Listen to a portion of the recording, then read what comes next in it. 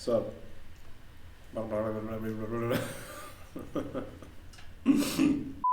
Want to scoot in a little more? You know, Okay. that's bound to happen. Yeah.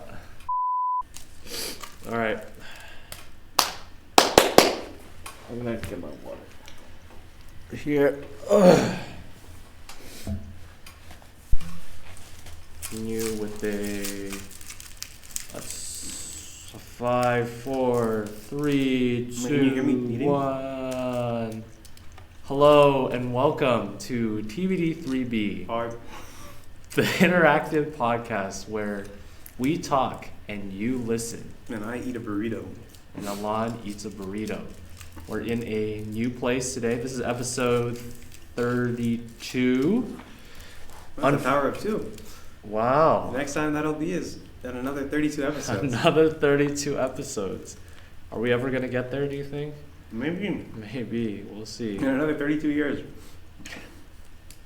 One a year. If we did one a year, each episode better be fucking a day long. Yeah, I saw this. I was just on a YouTube account, and on my recommended, I got recommended a 223-hour video. Well, I don't know how long he spent rendering that, and like it's so long of a video that you like go to a part and it just never like loaded the video up to that point, so I couldn't like skip ahead at all. You just gotta fucking watch it. What was it? Start to finish. Well, it was just like a bunch of nonsense, cause like what else can you fill a 223-hour video with? wasn't there a movie called like 227 Hours? 127 hours. Well, close enough, right? And it's not about that either. That was about some dude getting trapped in a canyon. So, did you know that guy was a CMU alum? Really? Yeah, I actually learned that in SCS trivia. Wow. You went there? Yeah. Mm-hmm. That he was an alum. Wow. Do you also study? know? Huh? What did he study? I don't know. That wasn't the important part. It was just that he was an alum. But yeah, we're in a different environment again today. Also, I think we teased last episode. We said we were going to do a guest episode, and we still plan to, but unfortunately, bug catching has taken a victim in terms of killing our schedules. He caught our friend instead of bugs. Yeah, instead of catching the bugs caught him. So we'll do that some other time, hopefully, but we're just gonna have to make do currently with us two. Sorry guys. Until You're next stuck time. with Then we'll get it on episode 33, 2 of the same numbers, special episode. I think Ayub's episode was 22. It's just really? Fitting. Yeah. I don't think we had a guest episode on 11 though, unfortunately. We'll see. So yeah, we're here in Wien Hall. I think this room or the one next to it was where I had 122 recitation. Wow. I think this room or the one next to it was where I had Nature of Language recitation. Oh really? Mm-hmm. They had recitation in that class? Yeah. We had to draw like IPA symbols on the board. That's like the only time I've ever used chalk in my life. Really? You guys didn't have chalkboards in like high school, middle school? No. It was all like whiteboards? Mm-hmm. You Yeah. had chalkboards? No, we only had whiteboards, but I went to Chinese school. That was at Portland State University, and they had chalkboards. So That I guess makes it's like sense. colleges, maybe. They Why still is have that, I chalkboards. wonder? Just because professors like chalk. You ever see that video? There's a Like It's a like- specific kind of chalk that everybody likes. yeah. It's like in Japan or whatever. And it's like they hoard it and whatever. I mean, didn't they stop making it? I don't know, but the point I got from that video is there's a culture around chalk. It seems to be concentrated among professors, not high school students, because But it's strictly inferior to like anything else. unless you're trying to do like those dotted lines, when you go. I mean, if you're projecting an iPad, you can just go to dotted line mode. But then that's not even a whiteboard, so it's not a fair comparison. No, I mean, it's strictly inferior to like any other kind of. Oh, I see what you mean. It's tactile. You know, where it's connecting you to the classroom environment. Mm-hmm. It has a smell. True. Yeah. I It guess. gets you in the mood for learning. Perhaps, or perhaps not. It just kills your mood. In fact. But yeah, we're here, episode 32. Let's look at the topics list because I was expecting to do a guest episode, so I have some stuff, but they're mostly geared for our guests. But You can ask me. Why don't you ask me some questions about my life? I feel like we've done that a lot in the past 32 episodes. In fact, why don't you ask me questions? Because I feel like You always ask me questions. it's usually me Yeah. asking you questions. You're right. What makes you tick, Daddy? What makes me tick? Mm-hmm. So what do you mean by that question? Yeah, just like TikTok. I think you need a better question, and then I'll give a better answer. Because I don't maybe know. I should have. What is your favorite question? That people ask me. Mm-hmm. You know, that's an interesting question. I actually don't know because, you know, I think something would be like, what's something cool you do? Because then I get to talk about cool things I do. What's something cool that you do, Betty? Well, there's a couple things that I like doing. I like Chinese yo-yo. I think that I've done that. I like to distill the cool things that I do. I think right now I have like 3 or 4 that are like my go-to cool things that I do. One of them is Chinese yo-yo. Other one is casting, like the game broadcasting, Mm-hmm. and like commentating over it.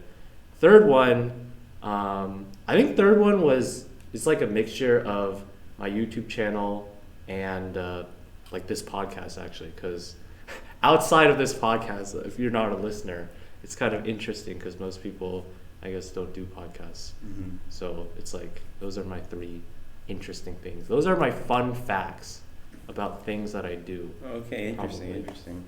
So which one is your like go-to fun fact? Like, Well, I think it varies based on like what's the person asking, right? But I think the easiest one is Chinese yo-yo, just because it's the most, I think it's the least explanation required in the sense of, and interesting enough, because you know, what I mean by least explanation required is for the casting one, most people probably aren't interested in competitive video games. uh-huh.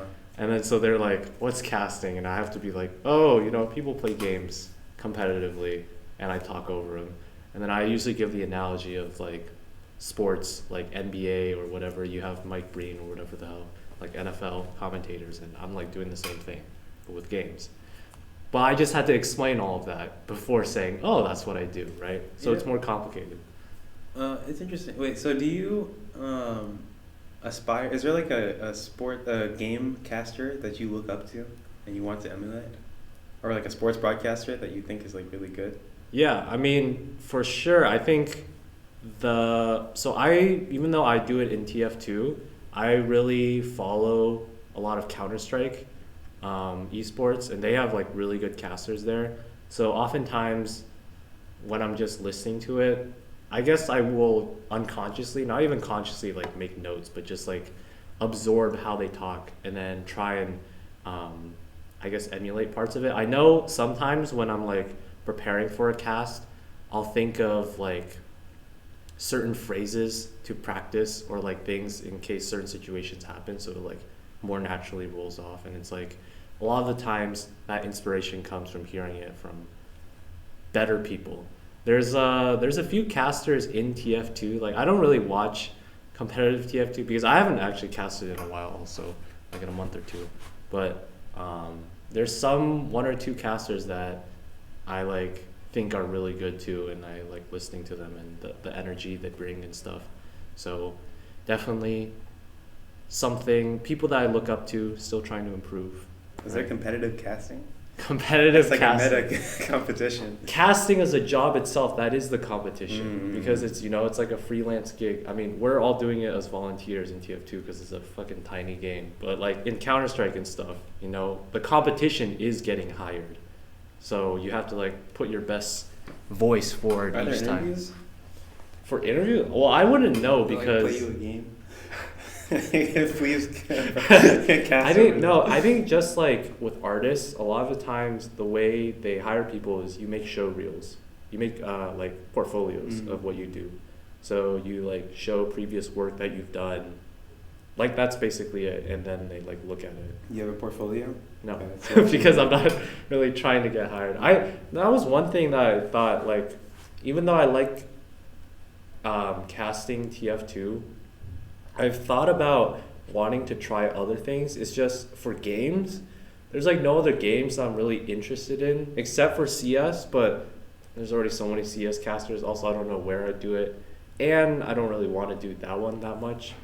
So there isn't really like a game that I'm super into. But I was thinking like if I had other niche hobbies, and then sometimes I could be like, let's make a broadcast and I'll talk over it. That would be kind of cool.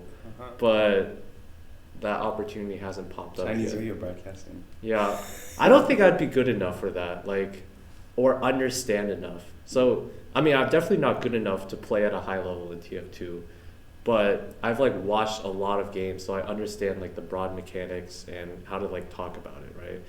There's, for Chinese yo-yo, like, really in the grand scheme, I'm still quite an amateur in even understanding a lot of stuff because there's a fuck ton of tricks I don't know, fuck ton of techniques I don't know. So I don't think I'd be good at that. So yeah, like even with the talking about the TF2, I wasn't even very comfortable doing it until like I've been lurking and watching competitive TF2 for like 2-3 years of just like on and off watching streams and stuff. And so even before, I probably thought like I don't know enough about the game, or I'm not comfortable enough, you know, talking about it. I don't want to be exposed as a fraud. You know, I still could be exposed as a fraud because most casters, especially in like the ones that are casting now in North America, like they're all like have some kind of experience in like playing also, so they have more merit and like they have the pedigree, the resume to actually talk about a lot of the things, like higher level play things, while I'm more commentating on a lower level. Or like I'm talking about it from what I know, but it's not like I can really do the thing. So in a way, there's like that difference too, but you know. What about podcast broadcasting? You know, that was also another thing. So besides just commentating over things, I thought, I've never really done it, but I thought it'd be cool to do more hosting stuff as well. So even simple things like being MCs of like a award show, or not award show, or I don't know, just like any show, right? You know, like they have shit all over the place like on campus. Yeah, and you can just be like, hello and welcome to blah, blah, blah, and make some fucking corny jokes or whatever, because that's what they always do.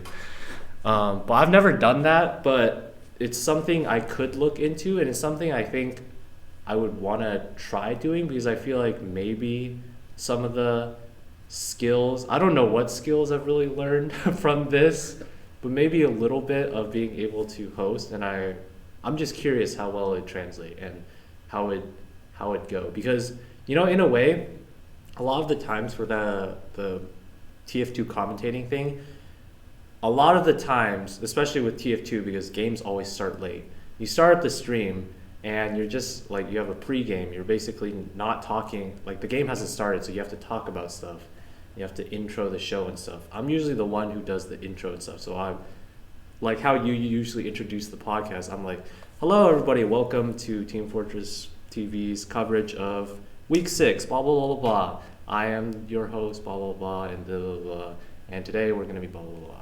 So like, I feel like I've done that a lot, which is why I thought maybe that would translate to emceeing, because that's kind of like the same thing. You're like, hello, welcome to the show. Hopefully you all bought your tickets, otherwise we'll kick you out. Fuck you. I don't know. But it's kind of like similar, right? So I'm like, maybe you could translate. I've never really tried though. Have you ever considered stand-up comedy?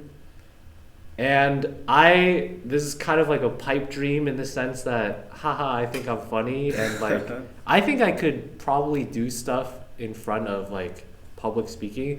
The thing is, like, that is, I think, completely unrealistic in that I think I'm funnier than I am. Also, I think the hard part of stand-up comedy and just being a comedian in general is writing your own jokes.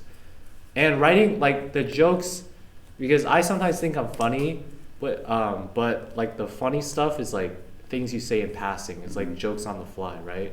You need to actually, like, write pre-material. I don't think I have that skill at all. And I think that's arguably one of the most important parts. Or I guess 50-50 with the actual delivery in stand-up comedy. But I mean, that's a big 50% that I definitely don't have, because I've never tried doing that, and I don't think I could be good at doing that either. You could MC for stand-up comedy. I feel like that's high pressure though, because in the sense that you're emceeing for comedians, so you gotta be at least kind of funny also. You can't be the driest MC ever, just be like, okay, next we have comedian XYZ. Please welcome XYZ. Yeah. Yeah, well, I mean, that'll get your MCing to the next level then, guaranteed. Right? Really? Yeah, maybe.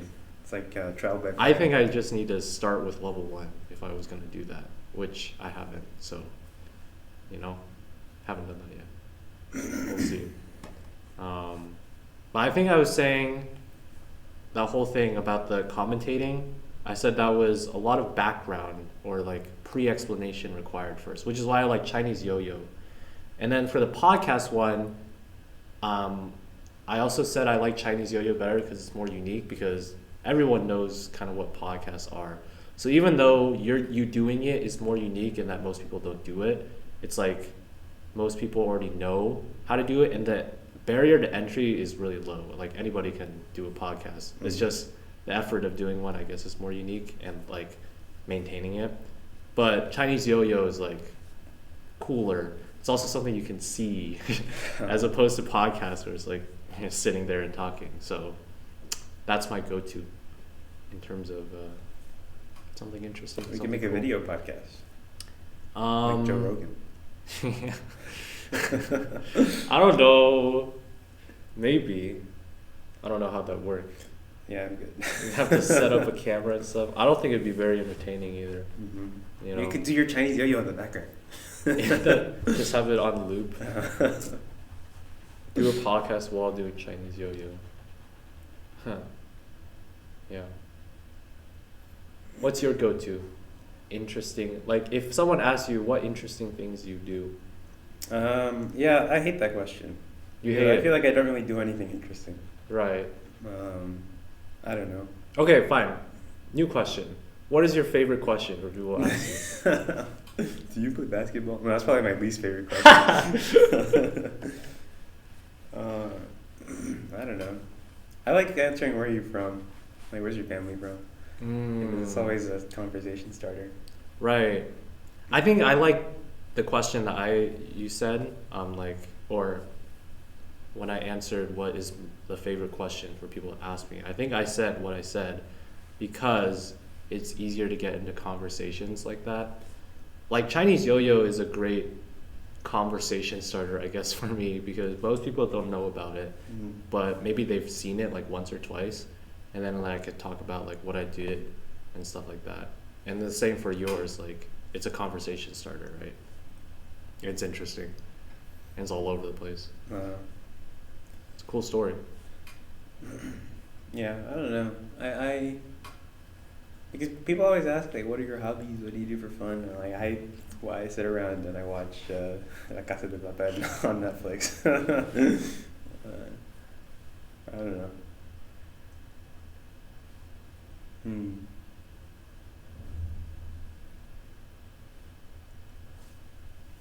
Is that it? Just asking about your family? Is that your favorite one? I don't know. I can't really. I'm not sure. I also.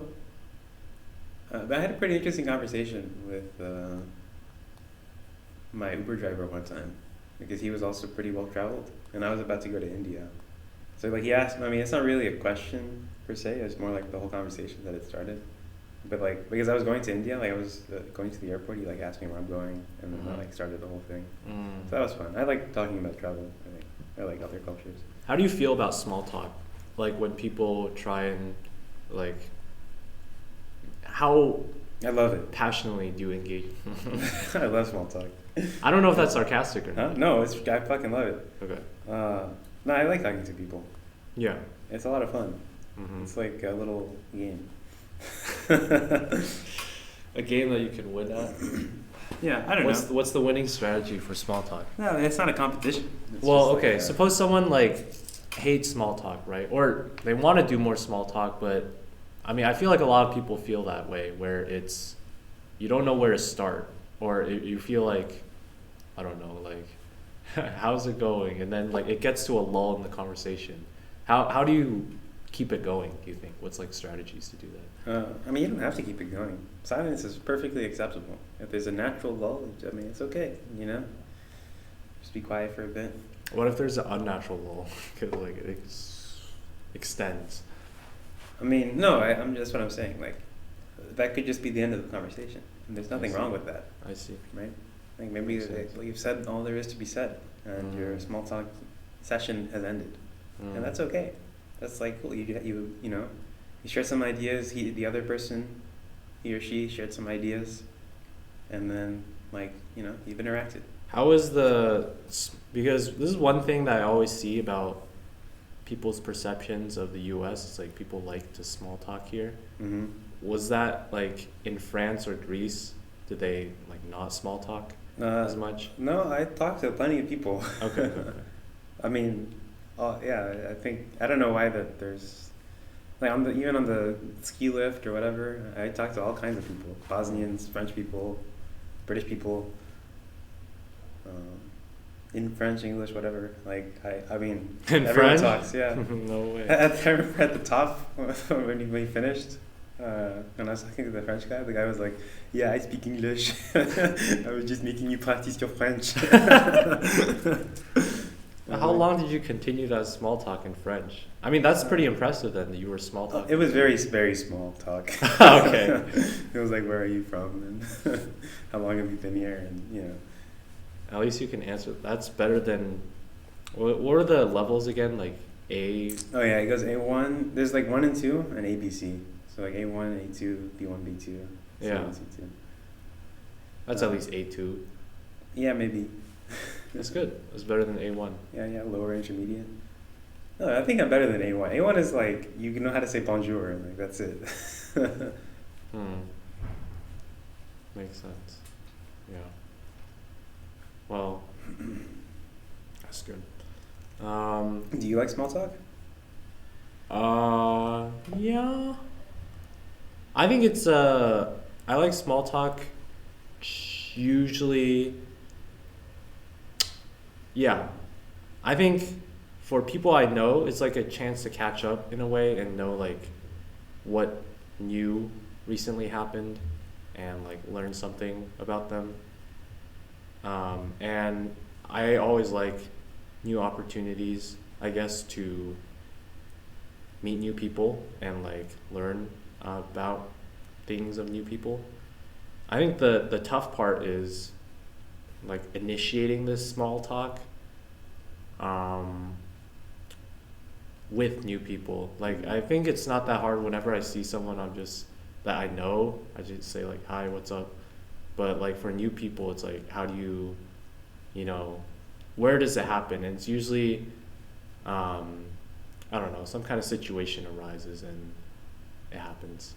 Mm-hmm. But it's not like I think what I mean is sometimes it's like if you want to actually initiate small talk, I feel like it's might be awkward or I don't know, I just have something holding me back that's like I feel like it'll be awkward if I like just go up to them and like, "Hi, what's up?" Right? You need to kind of manufacture a situation for the small talk to occur. That's true.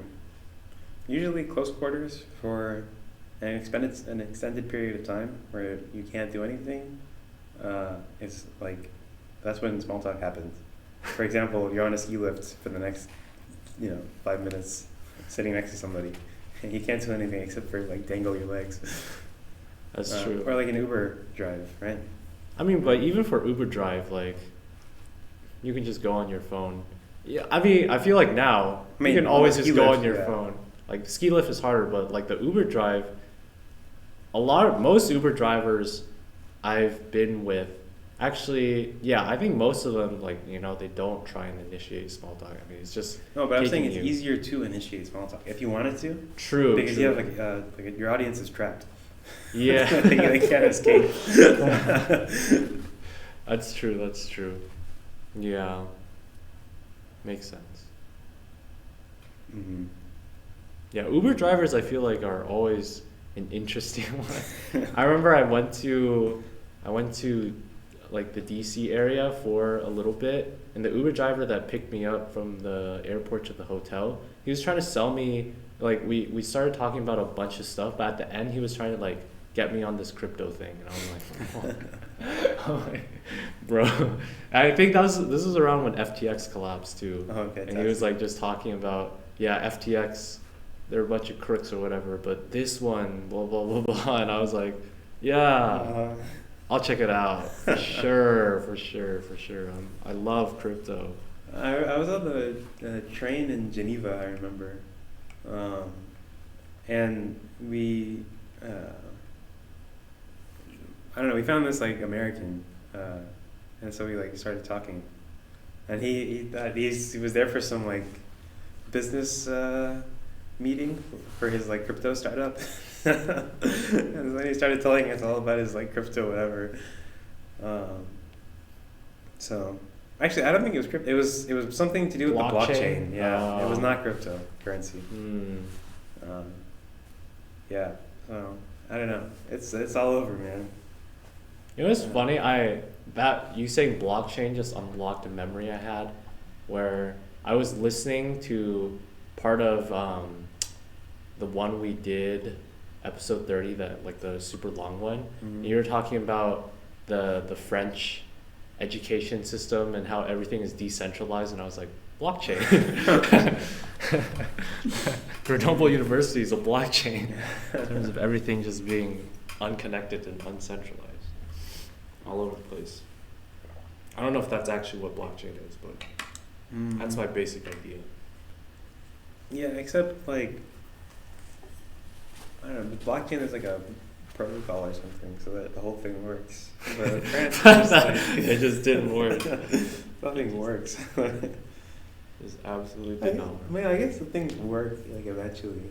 Like somebody eventually will like pick up your case and like do whatever has to be done. It's just like one of those. Fuck, I don't know the CS term. It's like you just send it there and like. Lazy evaluation. Yeah, it's like it'll come back eventually. You just put it into the queue, and then they'll pop it off and handle it eventually, and send it back to you. Yeah. So one thing that I've been doing this semester was, do you remember in a previous podcast I talked about playing for a TF2 team? Yeah. You did. Yeah. So this past semester, and like start of winter break, I was looking to get back into it and just like play another season. So that's what I've been doing from like a few weeknights every week for the past few weeks. But I don't know what I was expecting, but whenever I think what I'm trying to say is there's been so much random bullshit and drama happening revolving around this TF2 team and shit that it's actually blown my mind about like how ridiculous playing competitive TF2 is, because like the amount of shit that's happened to our team is, and the people that I've like dealt with and like interacted with, it's a little crazy. So to set the scene, basically I'm playing TF2, and in North America there's like this specific league, and this league has like divisions, right? And I'm playing in like the lowest division. It's called newcomer. So going into the season, before the season started, I was like looking for a team, right? And usually you do this either through the forums that the league has, like a website, or you do it through their Discord server. So I was going through their Discord server. I was just like trying to find a team, right? And they have like channels for looking for players and looking for teams, and you can like post in it and people like reach out to you, or you can reach out to people looking for players. And that's what I did. So I reached out to these people and I tried out for a couple of teams, and then I got on this team. So basically, at the start of the season, it was me and so far 4 other people on the team, right? So we were looking for our final last player to complete the team. So one of the things that you need to know about the TF2 community is that I guess parts of it skew young, in the sense that like high schoolers play and like I mean there's no, I don't want to say really famous, because famous within the TF2 community, he's like a middle schooler or whatever, and he's like really loud and obnoxious, and he has like a Twitch, like an online personality, and it's like loud and it's like, oh my god, blah blah blah blah, and yelling a lot. But yeah, he's like a middle schooler, so like there's young people playing, right? And I remember the first time I played it, like a year or two ago, like on my team I was the oldest one. Wow. Which is kind of sad. Like I was the oldest one with one other person. Like we were both sophomores going into juniors at the time, I think, and everybody else was like freshmen, and then we had like 1 or 2 high schoolers or something. Wow. Right? So this time on this team at the start, we had one person who was like, I think same age as me, and then the other 3 people, I think we're all high schoolers at first. So they changed. So things, well, what I mean is like the team, it was like a revolving door. People were in and out all the time over the season, which I'll get to. But basically, the whole setup that I was saying about young people is that because they're young, they're kind of immature and irresponsible. Well, it's like either or both. So like one of our players just didn't know anything about showing up on time, which it doesn't even apply to just high schoolers, but like I mean there's this term, it's called baiting. It's like, right, you say you're gonna show up to something and then you don't, and he just did that all the time. And he, even when he would do it, he like also wouldn't give forewarning. Like, and so that was the reason we basically dropped him later on. It was because he just kept doing this. And like there was some really stupid reasons. Like one of them was just like, I can't play because I'm watching a movie with my dad or something.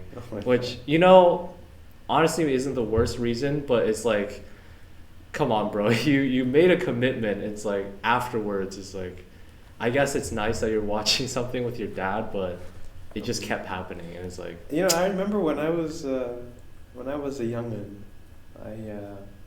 it would always be off because my family would be like, hey, come watch a movie, and then I can't be like, it feels awkward to say like I'm playing a video game with my friends. I can't.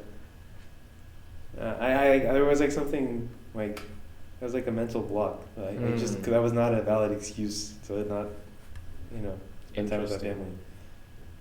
I think I didn't have that because I think there were times when my parents or whatever like were watching movies and I just like was upstairs playing games and like decided not to go because I wanted to like just play games instead. So I guess, it's maybe up to the person, and that's just like how they are, which, it's not necessarily a bad thing, but it is a bad thing in the context of we're a team and we're trying to like practice and have like schedules, and he's just not showing up all the time, so we decided to kick him, right? So, but before we kicked him, so we were basically 5 people, right? So it's a 6-player team. We're looking for this last player. So we pick up this dude, and this guy is, I'd seen him around before, in like other servers, other Discord servers, because there's like other Discord servers that are focused more on playing pickup games and stuff outside of the league.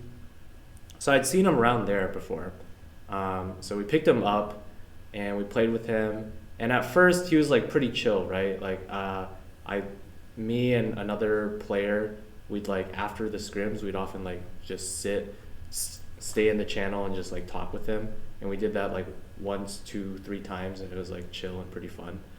And then there was this one time where we did that, and then afterwards he's like, okay, I gotta go talk with some of my other friends. It's like, do you guys want to come to like the Discord server? So we went there, and then these other friends, like one of them was just kind of weird, which isn't like anything wrong with it. He's just a little weird. The other one was like a big troll, but also kind of racist, and just they were like, and then they were, what he was joining his friend on doing was like harassing and just like chasing this guy across TF2 servers. Like they'd like, I don't know, they were like trolling him in one server, and he'd leave and go to another server and they'd follow him. And I'm like, sure, that's trolling, but it's kind of going into harassment when you're like fucking like just following him around. It's like he obviously doesn't want that. And yeah, it didn't help that his friend was kind of racist. And it's just like, because there is I think one thing also that it has to be said about the TF2 community is that there is a non-insignificant portion that are racist. There's a lot of racist people. I guess that just comes from like small gaming communities. That reminds me of like the EU4 Discord server that I used to be on. Everybody was racist on that server.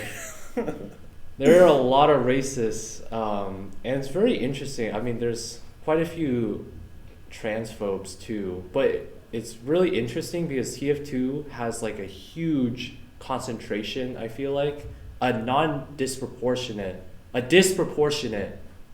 higher amount of like trans people than like a general population. Like there's a lot, I like met a lot of trans people. Like one of the players on our team in that original group of 4 or 5, including me, was trans. So, and I've like never really talked to a trans person in like real life, right? So, but there's like a whole lot in the TF2 community, which is, I guess, pretty cool. But also there's a lot of transphobes. So there's a lot of transphobes, a lot of racists. So basically this guy was, his friend was racist, and I'm like, okay. I'm a little hesitant now because he's like associating with this like racist guy, right? And then basically we have our team of 6 and we're like practicing and stuff. And then at some point he basically like 1 or 2 of our other, so we drop that guy who's always baiting, who's also skipping. So we bring in a new guy, all right? Now this new guy and one of our original other players, they don't really like how he, the troller guy, how he sometimes is like really, he kind of plays troll also during our scrims sometimes.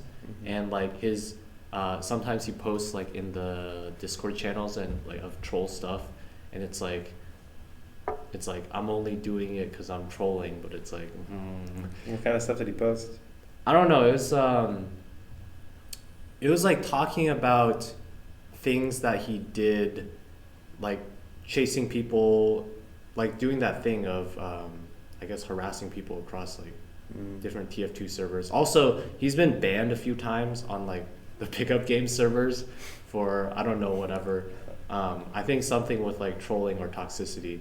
And of course. So like the two, one of the original teammates and that new person we brought in, they were like, bro, that's not cool or whatever. So basically then they got into a fight or like beef.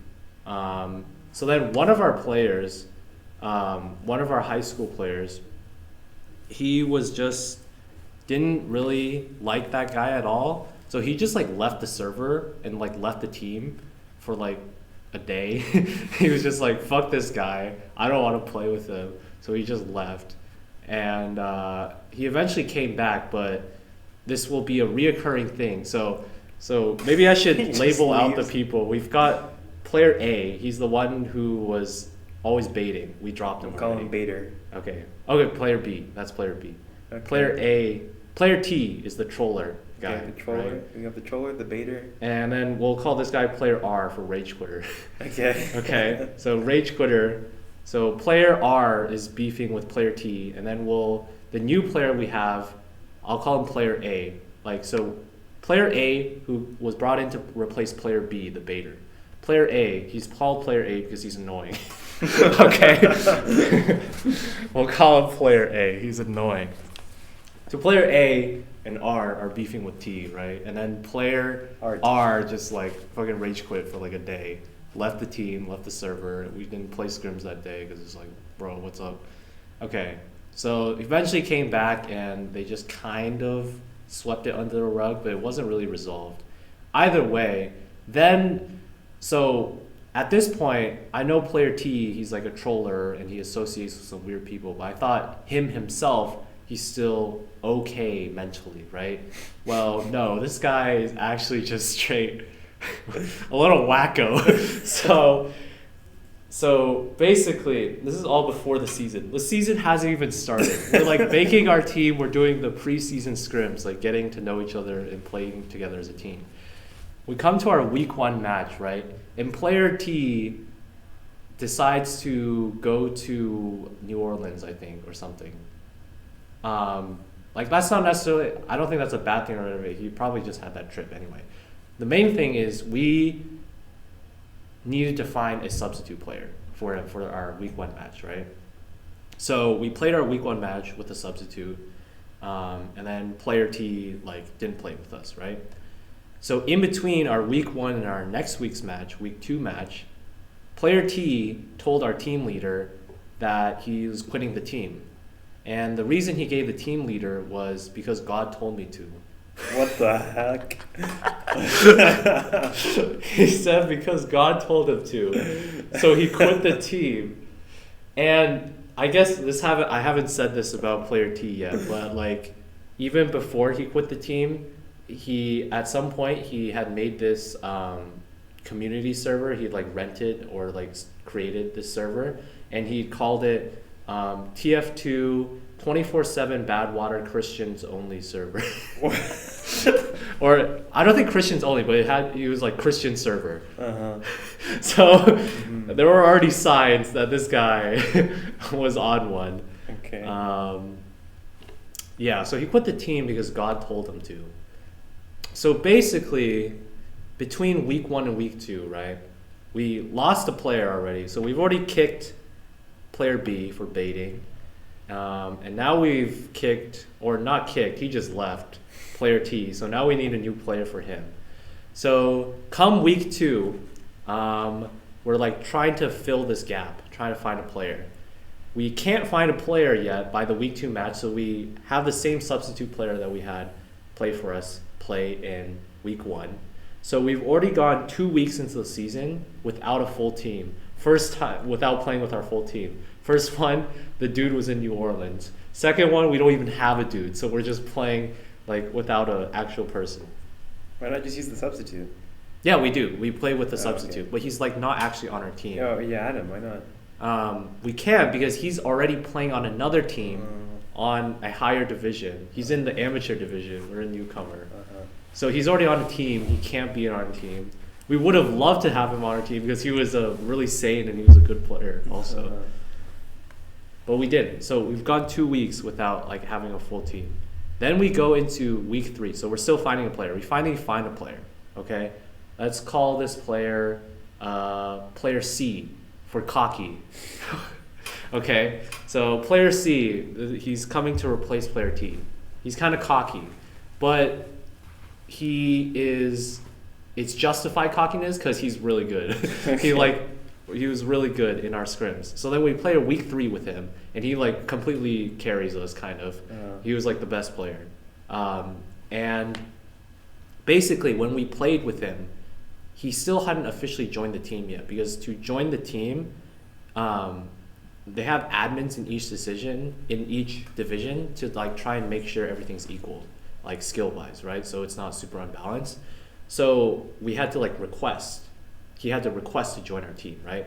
So the time when we played the match, he hadn't actually been approved to join the team yet. So he was also a substitute. Mm-hmm. So we played with him. Then he got denied in joining the team because they said he was too good. Okay. But they said he was too good in terms of like his previous experience and stuff. And then so this is part of how this whole season of fuckery, like the admins were also so inconsistent in like they denied this player and like gave reasons like this reason of he's too good, right? And then later on in the season we played like a team who had people that played at a higher level than him for longer and they were still allowed to join teams. And it's like inconsistency here, and it really pissed like some people off, right? So player C, he was cocky. He also kind of beefed with player A, who was annoying. I guess I should say player A, like he didn't do anything bad or like irresponsible or anything. He was just kind of, the way he talked was kind of annoying and like his mannerisms were kind of annoying, but that's it. Which in the grand scheme of things is better than what these fucking other players were, right? Okay, so we have player C, played with him week 3, but we couldn't use him, right? We played with him week 3, but he couldn't join the team. So then we're back to square one. We're looking for another player again. Now player T returns for a short night. Second coming. Because we still needed a player for a scrim. And I think this is one of the days when I wasn't there, so they had like more substitute players. But basically they had him come back as a sub, right? Just for the scrim. And apparently he spent the whole time just trolling and like throwing the scrim and making it an awful time, right? So like our team leader, I think, banned him from the server, like kicked him from the Discord server and stuff because he was just being a dickhead. And I'll fast forward a little bit to where player T makes his final appearance. Basically, he said he quit the team because God told him to. We kind of suspected because it was like he didn't think our team was good enough. Like he basically at some point had said, like, I want to win, like first place, otherwise this whole season's kind of a waste. And I guess he assessed that our team wasn't good enough to win the whole thing, so he probably left. Because later on in the season, he was like posting in those channels that I talked about, like the looking for player, looking for team, and he was looking for teams. But on like he was even looking for teams in amateur, which was like the division higher than ours. So was he good? He was like, he wasn't as good as C, cocky. He was like good, but he wasn't amazing. He wasn't like even the best player on our team, I don't think. Best player on our team was R, the rage quitter, the guy who rage quits. Okay, so sometime along, I should say, okay, there's player T for troller. There's also player, I'll say TR for trans, just because they're the trans person, right? And that's not gonna come up. I just needed, okay, you know what? We'll just say player X instead, just because. Okay. Another player. Player X. Only reason I'm mentioning that, like, they were fine, like, mentality-wise. They just kind of sucked at the game. So we kicked them off the team because, like, they were just not good. So we kicked them. So basically, we've already kicked player B. Player T's left. Player C's come in and left and not been able to join the team. We've kicked player X because they're not good enough. So now we're looking for a new player. And finally we bring in this player who was actually, so we kicked player X before I think everything happened with everything happened with player T. So the rewind, this is like before match 1. Or whatever. Okay, we need like a timeline. Can you put a schematic? The main thing is just we brought in this guy who like stayed with us the rest of the season. Okay, so and then we finally found a player to replace player T and C in the same role. So finally we have our 6-player team, right? So we finally have a team that we can work together and like practice with. And we've played the first 3 matches without a full team. Mm-hmm. So finally, week 4, we played our first match where we actually had a full team. So these first 3 matches, we've been doing well. We won the first 4. We come to our week 5 match, and this is the way how they schedule each match is basically you play against a team that's like the same record as you. So we're 4-0, they're like 4-0, so we're gonna play against them. So this team is where that admin fuckery comes up, because there's like 2 players on there that have a bunch of fucking experience, previous experience, and they were still allowed to play despite like our player C being denied, right? And then we also found so we played them. Basically, we lost that one, but it was really close. It was 4-3.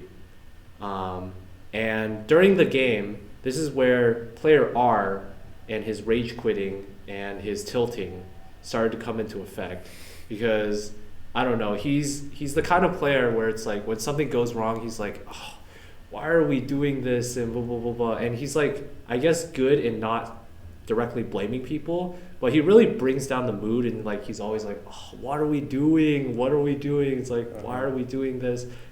We are not playing well. And it's like not good for the morale, right? When you're in the middle of the game. And he's really whiny in that regard. So basically after the match finished, he just like left the call immediately and was just like fucking rage quit, right? But everyone was like a little sus about the other team because of those other 2 players that had a lot of experience. So some players, I think one of our other players, the team leader or whatever, he did some digging and he found that on the other team, they were literally breaking the rules in the sense that alt accounts are banned. So alt accounts are like, you have your main account that you play, and then you shouldn't have other accounts that are also in the league. And he did like 2 minutes of sleuthing, and he found an alt account associated with this guy.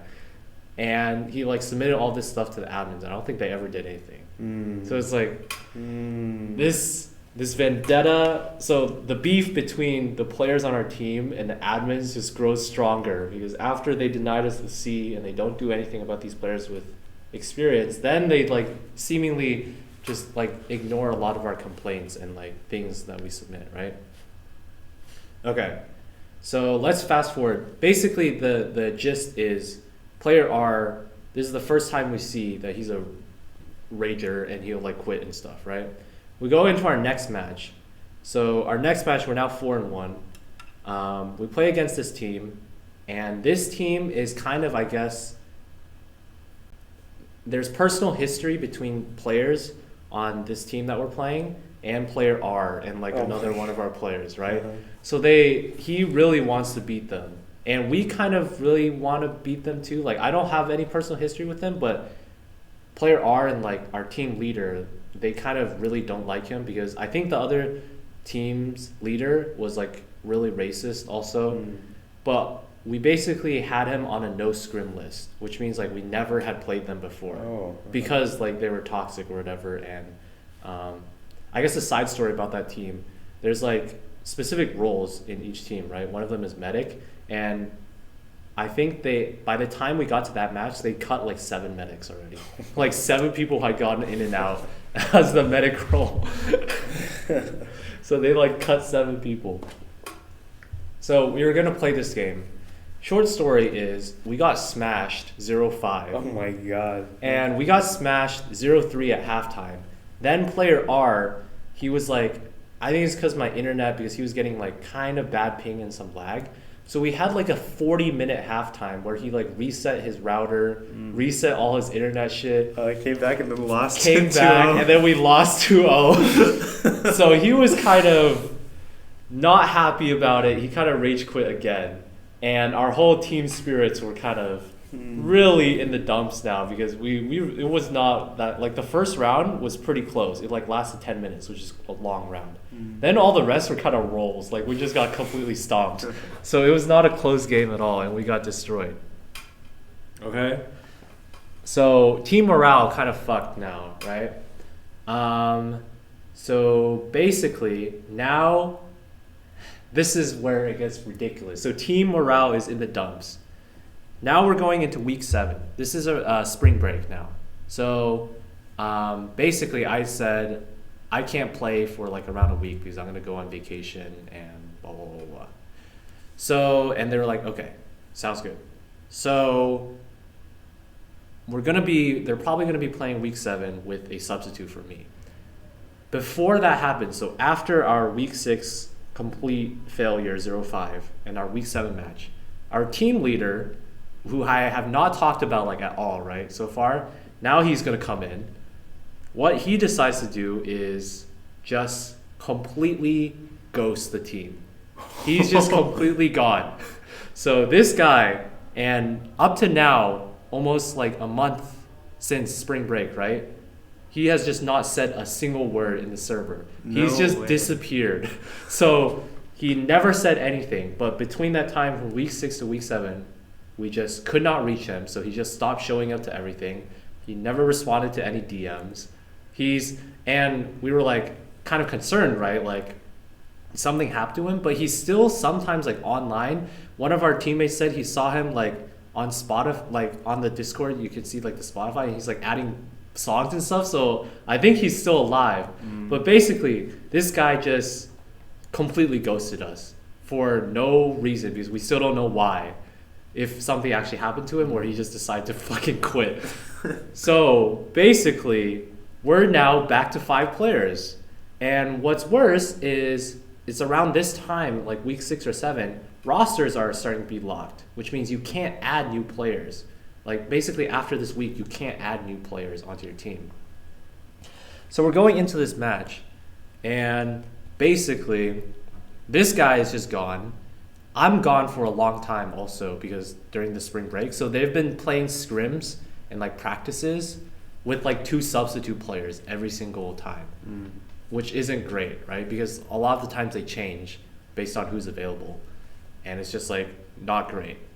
So then come to our week 7 match, the player that we picked up to replace X, he that day could not play because he had like prior engagements. And basically we tried to reschedule the match and stuff, but the other team wouldn't like agree to a rescheduled date. So we're going into the match with 2, so I'm gonna I was be able to come back for the match, but we were going into the match with 2 substitute players, right? We go into the match, we play a pregame first, which is just like a practice before to get us warmed up. The pregame doesn't go very well because the other 2 players, like they're chill, but they're not as good as like our players that we had, right? And basically our player R, who is, as I said, our best player, and he is our best player, but he's the rager. Basically, he wanted to do a specific strat on the map that we're playing that week, where basically for it to work, the team has to play a lot more around them and like protecting them, for him to like really have a lot of impact. Around who? Around the rager? Around the rager, who's our best player. He wanted to play sniper, which usually isn't played, but on this map it makes sense. But you need to really protect the sniper, otherwise he's going to get focused down. So basically, because we already had 2 substitutes, we just weren't cohesive enough and like coordinated enough to like really protect him, right? So basically, after our pregame, he rage quit. Okay. So this is like 30 minutes before our match. He's rage quit because he kind of beefed with one of our substitute players. He was like, why? He was kind of like passive aggressively like, why are you doing this, or blah blah blah blah, and the substitute guy kind of like clapped back. So they had a little bit of beef, and he just rage quit. So 30 minutes before our match, we don't know where he's gone because he's just left. So now we're about to have 3 substitute players. Half our team are not even going to be our team for our match. Luckily, like 5 minutes before the match, he comes back, okay? But basically, we play the match. We are down, it's 1st to 4, it's another cop map. We're down 0-3, we come back 2 rounds, and then we lose. So we were on a comeback, but then we lose. And basically, he like rage quits right afterwards again. Of course. Of course. But after that match, the damage is done because he was like beefing with that substitute, right? So later on, he tells our player, the player we brought in to replace player X, who is now kind of our team leader because our original team leader has just completely ghosted us. Player R told him, I don't want to play anymore. And I think part of the reason was like he feels like the teammates don't back him up. He I don't know, he just had like team issues. Mm-hmm. And I think part of it is kind of in game, maybe that's true, but also like when he was beefing with that substitute player, like the other three of us that were also there, that were on the team, like we didn't really support him because he was kind of being an asshole. And I guess he just didn't like really feel like supported, right? Even if it's like kind of unjustified, like I don't know. Mm-hmm. I feel like he just didn't feel like it was worth playing with people where, you know, they're not going to support him and stuff. So now we're actually permanently down 2 people now. Roster's locked as well. Oh my god. So we can't add new people. And basically the rest of us were like, is it worth playing the rest of the season with 2 permanent substitutes rotating in and out? Okay. And we're all like, it's not worth it. So then our team died. We didn't even manage to finish the season. So that was... how old are... So all these people are high schoolers? No. So player R, he's a high schooler. The TL guy, he's like the same age as me, the ghoster. Okay. The schizo troller guy, he is like 25. Okay. Or at least he said he was. And then most of the other people, there's like 1 or 2 other high schoolers, and then the others were like college students. So, man, that was really long, but I hope you see how chaotic and ridiculous the whole experience was. I've learned the deep underbelly. It's just, I'm just like, I don't think I ever want to do that again. Maybe it's just the set of players that I had where this all happened, but yeah. Like everything that could go wrong kind of went wrong in some sense or the other, where we couldn't find players. We had to play matches with a bunch of substitute. We had rage quitters. We had trollers, weird ass people. We had baiters. Then we had a ghoster who just completely left our team and didn't say anything. I think it's because you're in the lowest tier, because people aren't like as serious. Could be, but could be. I feel like it's just it could be. I can't really say because I haven't played at like upper tiers, and I don't know about inner team drama, but yeah. Shit, man. That was that. You ever gonna try again? I need at least like TF2 at least a year of detox or something after this experience, because I mean I like 2 of the people I think are like really cool people. I like them, and I like playing with them too. But like everybody else had like something or other, like they were either like, even the players that didn't actually contribute anything to killing our team, like one of them was just omega annoying. Like I couldn't stand him at all. So I don't know, it was just a mixed bag of people all over the place. Yeah. That's competitive TF2. And if you remember last time, our team was literally dead last. Yes, I remember. This time, we didn't even make it to the end of the season. So. In fact, that team actually did better despite us being dead last, because we actually finished the season. Unbelievable. You still play casual?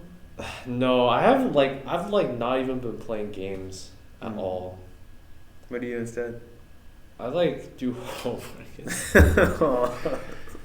No, if I do stuff, it's just like watching YouTube videos or watching shows. What are you watching? I watched this show this semester called Dark. It's on Netflix. It's a German show. Oh. I highly recommend it though. It's like a sci-fi. It has like time travel, but it like really fucks your mind. And it's like a huge cast of characters, but they all intertwine. Like Cloud Atlas. Yes, but in more intimate ways. I'll say that's kind of a spoiler. There's a lot of incest. Okay. Oh, is it like what's that movie? You know the one where the guy's like his own mother, father, and child. What the fuck? Like all at once. Well, yeah, you'll probably spoil. Like Dark has stuff like that. Like it gets pretty crazy, and so I watched that. It's like 3 seasons. I actually recommend it if you want to watch it. What else did I watch? Oh, dude, you should watch. I watched this over winter break, not this semester, but I watched Severance. What's that about? It's about these workers that undergo this treatment where basically when you're at work, you remember nothing about your personal life, and when you're in your personal life, you remember nothing about your work life. So it's like work-life balance to the extreme. So it's like kind of sci-fi. That's like the only sci-fi part, but it's basically they have like a medical treatment. So that when they go into work, like step through this door, like as soon as they step through, they're a completely new person or different person because they can't remember their old self, right?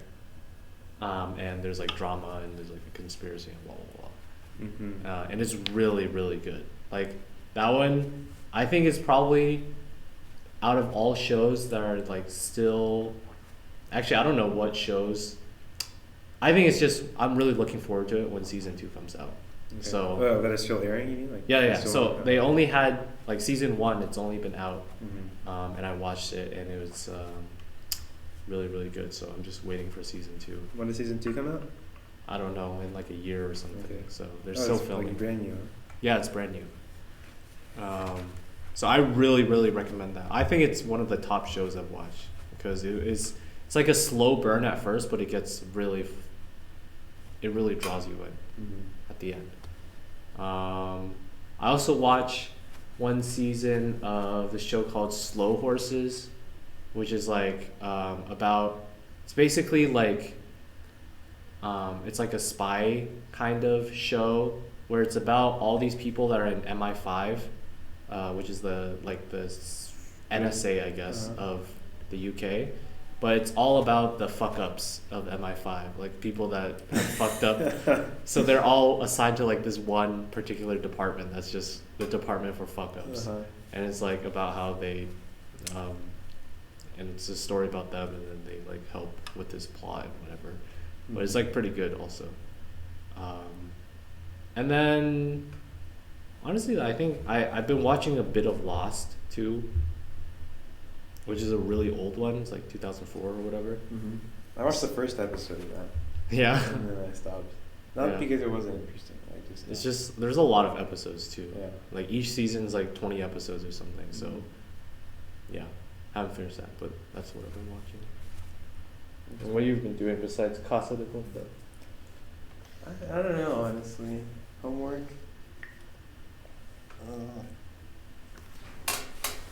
I might go to Falling Water next week. You're not going to Falling Haven't Water? you already been there? No, never. Oh, really?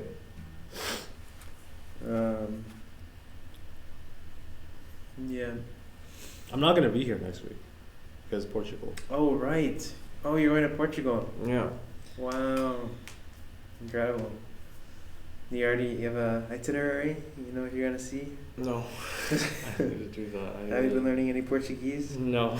Obrigado. Obrigado. At least I can say thank you. Yeah. I don't even know how to say hello. Oi. Really? Is this oi? Oi. Oh, that's cool. Is it oi? Just yeah. Like, oh. Damn. So you're gonna Falling Water? What have you been watching though? Like. Yeah, I don't know. I haven't really. I don't know. So you actually just sit there. I guess I'll watch a music video. I'm just like A music video? No, YouTube videos. Oh, YouTube videos. I don't know. I'll watch like ski fails or whatever. People like tumbling down mountains. That's all I get recommended nowadays. You know what's interesting? So, I always get some interesting stuff sometimes on the YouTube stuff. You know photogrammetry? It's like basically you like scan with your camera or whatever. Like special cameras can like just like you do like a panorama or whatever of the environment, and they can translate that into like real 3D data that you can then put into like programs like and to make 3D scenes with. So I saw this video where someone made a Gmon map where he basically, the newest iPhones, they have like that thing with the cameras. So you can just do this or whatever, and you can get the data to then use into like those programs. So he did that. He just used his phone. He walked around his house, did that at a few places. He made a Gmon map out of it. So you could like walk around through his Gmon map, and like it was like walking through his house. You can like plan heists that way. Oh my god. I mean, you got to get into the secret places first, but I don't know how useful that'd be with planning a heist. Yeah, I guess you'd have to like do the heist in order to. You have to do that. You're practicing the heist in a video game. Like what? Maybe in terms of like walking around and seeing stuff, but yeah, I thought that was really cool because like that technology is just available. It's just on like the newest iPhones now. Crazy. So you can just spam out a bunch of those things. It was like pretty cool. There's another YouTube video I saw also. It was of there's this movement or like thing in Japan called evaporating people. What?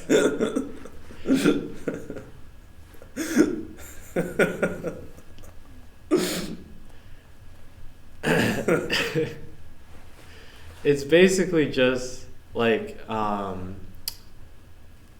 it's people who just like leave their old life and just completely like restart as a new person. Like it's like they died, but it's like missing, you know, like they just decide to completely leave their old life behind because of one thing or another. And the thing is, like, there's a whole industry now kind of out of helping these people.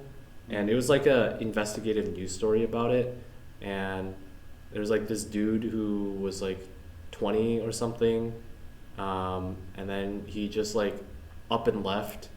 And like now he's like 60 or 70 and he's just like never talked to his family again, like for 50 years or whatever. Oh, so this is like an old thing. Yeah, this is like a actual thing, yeah. I guess an older thing. Why did I think it was interesting? I just thought it was like the term evaporating people was interesting. And it's like one thing I remember is the Japanese police or whatever, like basically if other people aren't directly physically harmed or like people aren't super inquisitive, like they just don't have the resources to like track people down. So like these people are able to do that like super easily. And like a lot of the times their loved ones like just maybe don't get answers or whatever because it happened. And it's like kind of sad because usually people are doing this to escape something in their previous life, either in terms of, I don't know, being stuck in a job or financial situation or something. Yeah, that's what I was thinking. So if you're doing this because of like money, like don't you need money to do that? Well, it's because like there's like certain, so it was focusing on like this certain part of a city where a lot of these people go, and it's like, you know, they're kind of living more homeless and like not a lot of money. It's not like they go straight into a new life as a new banker or something. It's like it's tough, right? And like it was focused on like services where they're trying to help these people as well.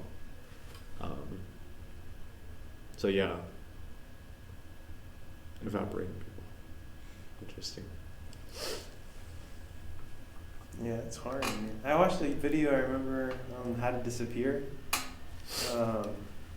There was this like ex-CIA guy, something, I don't know. He talked about he was like gun-toting, like he'd like say things like you gotta go to a Republican state because they're like they don't have draconian laws that track you down. I don't know. He said a whole bunch of stuff. Was this on like a news channel or something? No, he had his own channel about Oh, like, a okay, bunch okay. of like stuff. Okay. I don't know. Yeah, he said don't go to New York because Really? They'll make you. Yeah, it's hard to disappear in New York apparently because if you rent an apartment there, you have to like fill out a bunch of paperwork and like, register with the government and like tell Chairman Mao. I think this is the words he used.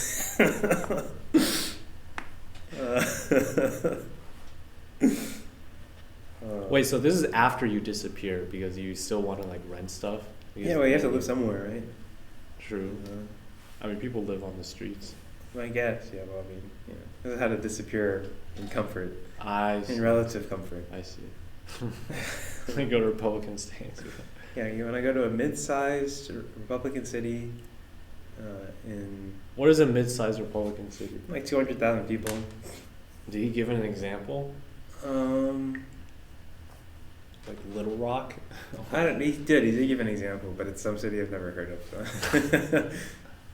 How was that mid-sized? Or is it? I don't know. I don't know. Not maybe like not. Is it 200,000 people? What did he say, or was it 10,000? I don't know. Bro, I don't that's know. not a city. 10,000. Yeah, maybe. Well, I don't know. I mean, like 10,000 people, you can still like be obscure, right? Like Yeah, but that's not a city. That's like a town. Is it? No, Yeah. I would think a town is like 1,000 people or less. Like in the hundreds, I don't know. You ever been to like those little like on the lakes or whatever, like rural towns? I guess, yeah. I mean, 10,000 is not a lot of people though. Yeah, maybe 200,000 is what he said. I don't know. Not the really big ones because that's where like they'll look first. Whoever they is. Chairman Mao. And you don't want to be like in a really tiny one, right? Because everybody will know who you are. True. Like, the new guy in town. Yeah. Yeah. And also because usually you can find non-large corporations of like apartments. So, like, because usually when you, if you're renting an apartment with a large company, they'll have like some big database, right? And they can look you up. So, I don't know. He said a whole bunch of stuff. It was some paranoid, whatever. I think I was looking at apartments in Seattle and I saw Greystar pop up again. Greystar's the one that owns like One on Center. Oh, so I'm yeah. like, oh my god, they really are everywhere. I guess it's just a bunch of companies like own a lot of major stuff all over the place, right? And they aren't even localized to like certain cities. Like, yeah. I guess wherever you're living right now is like, is it a big management company or No, whatever? just some guy. I Really? actually don't talk, maybe this shouldn't go on the podcast. But it's just some guy. Like, Yeah. it's not like a big. No, what I said, maybe this shouldn't go on the podcast is I'm not actually on the lease. Like, I'm just like paying whoever is on the lease because he's not there right now. No, what isn't that just kind of subletting then? Huh? It's like subletting, but not official. It's with the consent of the guy, of the landlord. It's just Oh. that he was too lazy to type up a new lease. So he was like, yeah, you can live there, just make sure I get my money. Yeah.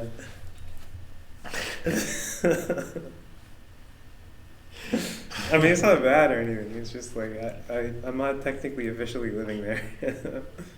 That would hurt him more than you, like, because then you're like not. I can just up and legally- leave. Yeah. Yeah. Yeah. Yeah. So it's more bad for him than you. You got the good end of the stick. Honestly, yeah, it's great. I mean, I don't know. I might actually, because technically, well, not technically. Well, what I had said I'd do is I'm subleasing until the end of the lease, right? Which is through the summer. Uh-huh. But I'm not going to be living here in the summer. Nor am I obligated to actually pay legally, I don't think. Although, I don't know how, common law or whatever works. Because I do have it in writing that I said I'd do that. So maybe that's like a contract in the law or something. I don't know. Maybe it won't hold up in court. Who knows? Don't be a dick, bro. Yeah, also I don't want to be a dick. So. Is he a nice guy? Yeah, he's pretty nice. Yeah. Well, I've met him one time because he came to pick up his stuff. That makes sense. No, the landlord or the people? No, the landlord dude. Oh, I don't know. I've never met him. Oh, but I thought he was okay with it. Yeah, I guess he's nice in the fact that I can live there. Doesn't care enough. Yeah, he was very annoyed when I called him. Because I didn't know what was going on. I was like, am I going to get a lease or no, right? And so I called him, and he was like, I didn't write one because I don't want to. I was like, oh, okay, that's fine. That's fine. That's good. In this economy, jobs, stuff still getting rescinded.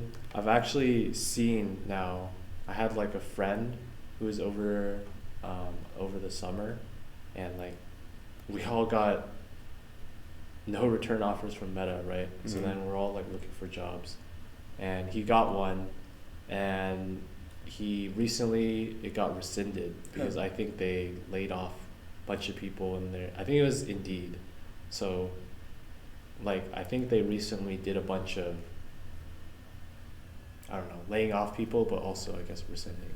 Which one is Indeed? Is that like the employment? Yeah, it's like LinkedIn, but for more like blue collar stuff. I mean, I think I used it also when job searching. I think they also still post like people post like software or white collar job stuff on there too. But yeah, job board. It really sucks, you know.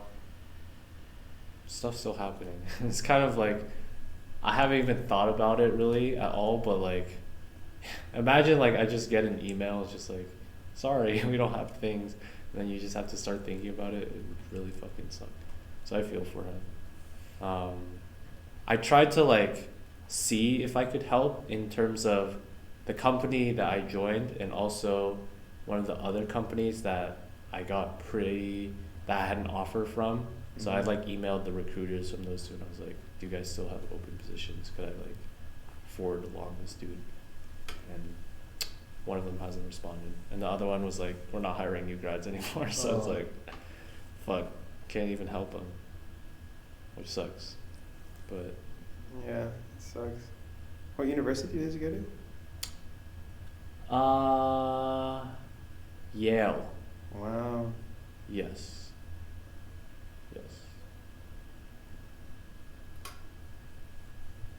Yale can't get a job. Can you imagine? He did get a job. He got rescinded. He had a job, and then he didn't have one. They were like, no. In this economy. Not enough for you. Have you heard that from other people, or all your friends are secure so far? Because I've seen, besides him, I also saw one other person I know who is at CMU now, I think. Like, I kind of know them. It's more of an acquaintance, but I saw that they got rescinded too. So it's just like, now at least two people that are direct proximity to me have been rescinded. So it's like definitely happening all over. At least one person I know has been rescinded. How are they doing? Well, I haven't spoken to him in a while. But I'm trying to think, who else? I don't think anyone else. I know some people who are still looking. Or are they? I don't know. I think for the most part, people are okay. That's good. Hopefully. We want everyone to win and not, not be going through tough times. Yeah.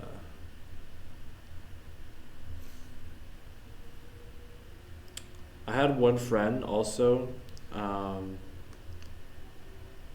Apparently, he had a friend who has this startup where they make like underwear and bras that detect cancer. Okay, that's interesting. And I'm like, how does that work? And apparently it's like through, like, they detect temperature or something. Like, I'm like, is it really that easy to detect cancer with that? And so he sent a link about it, but the website is all in Spanish. And I tried to Google translate it, and I didn't see any of the stuff about the underwear and the bra. It's like different kinds of healthcare solutions. So I don't know if that's like still prototype or something, but I don't even know how that worked. Like, that seems too good to be true that you could just. Yeah, I don't know. How does that underwear for like testicular cancer? Yeah. What? How tight does it have to be? Really make your balls pop out. Yeah. Yeah. I wonder how expensive that'd be too. Like, you see that on the store shelves, $100, $100 underwear. Like electric? Yeah, I think it's like fire? it's gotta have some kind of sensor and like component. Yeah. Mm-hmm. How comfortable would that be to wear also? Like a little device down there.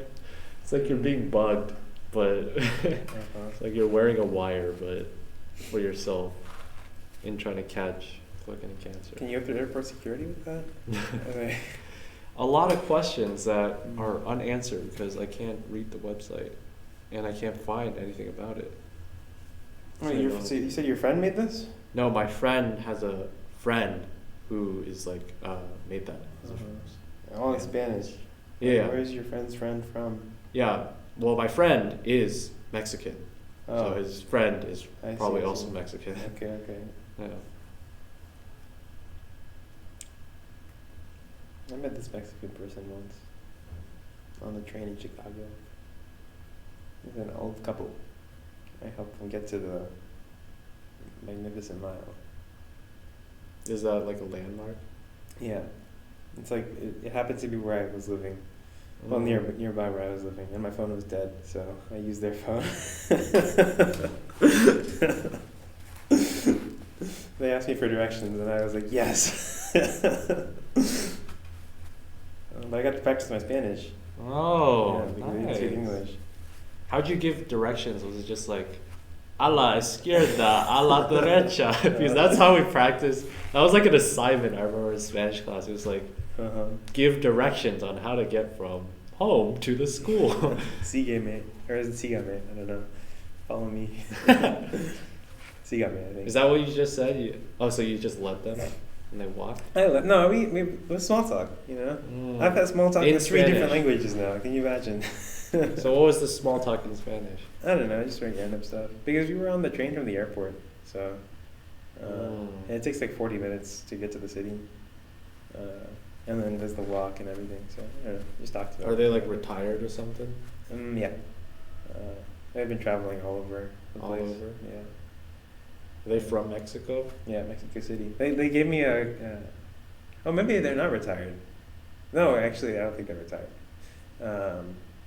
Because the husband gave me his business card, and he was like, if you're ever in Mexico City, give me a call. Oh, nice, yeah. Nice. Just gotta go to Mexico City now, hit him up. Mm-hmm. That's cool. What else did you learn about them? What does he do? So he's like a businessman, but like, what does he do? Yeah, I looked it up. I forgot though. I wanted to say doctor, but I don't think that's true. I don't think he is. I don't remember. Do doctors give business cards? Private practice? I'm not sure. I don't know. Maybe. Yeah, maybe not. Maybe he does something like healthcare related. I see. Makes sense. You know what I noticed? I just noticed that you're not wearing glasses, which means, have you cleaned up and gotten your life back a little more together so that You're wearing contacts again. And I woke up at 2 p.m. I don't know. I think I'm getting there. I'm start clawing back. Tomorrow I'm gonna go to the gym for the first time in a month. Damn. For sure. That's good. Yeah. Who knows how much I've fallen in terms of strength. Yeah. Probably can't even lift the bar anymore. That's just cap. Complete cap.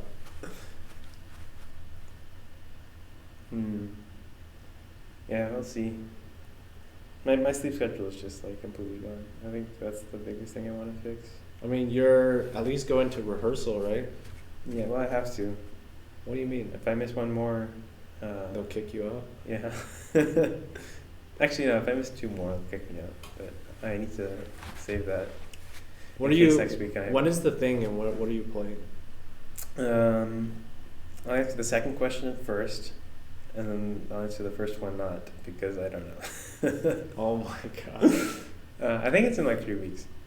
But okay, second question. What are we playing? We are playing Mavlasht by Smetna. Oh, I thought that was the whatever question. I thought you didn't know which one you were Oh, playing. no. Okay. Yeah, I don't know if you've heard De Moldau or the Vltava. Nope. Okay. Yeah, it's like the most famous movement from it. It's like, I don't know. But people have heard of it, I guess. Even like super into classical music people. But I don't know. If you had heard anything from it, that's what you would have heard of. And then we are playing some flute concerto by a Doppler, a Franz Doppler. So when it's something like a flute concerto, does it just means the flutes are the main focus? Yeah, there's gonna be it's actually a double concerto, so there's 2 flautists. They stand out front and they do their little flutes. How can anyone hear them? Like, so is it gonna, like they're gonna have kind of like a solo where it's gonna be quieter by everybody else? Yeah, it's like a. That's why I never understood about. Like flutes just are not loud, so how They can be pretty loud. Really? Pretty loud, yeah. And there's 2 of them, and like, I don't know. It's like just the orchestras. I mean, like your voice is not very loud, right? But you have opera singers, and the singers are backed up by the orchestra. I guess I've just been listening to the non-professional orchestra. I mean, I feel like when I listen to classical or like orchestra pieces, I never hear the flutes usually, unless it's like very apparent, right? When everyone's playing, you don't hear the flutes really. That's not true. I mean, that's if the flutes don't have like the melodic line or like the most important part or whatever, then no, you won't hear it because it'll be in the background. But if they do, then you will hear them. For example, in the Moldau, the flutes have a very prominent part throughout the movement, and so you will definitely hear them. Yeah, it's all about which part is the most important. Yeah. So in a concerto, the soloist is almost always the most important part. And so you will definitely hear them. And you can also see them because they're going to be standing in front of everybody. So, you can probably pick out what part is theirs by how they're moving around. Okay. Yeah. Interesting. You'll definitely be able to hear it. I mean, have you never heard a concerto before? You must have, right? What's special about a concerto?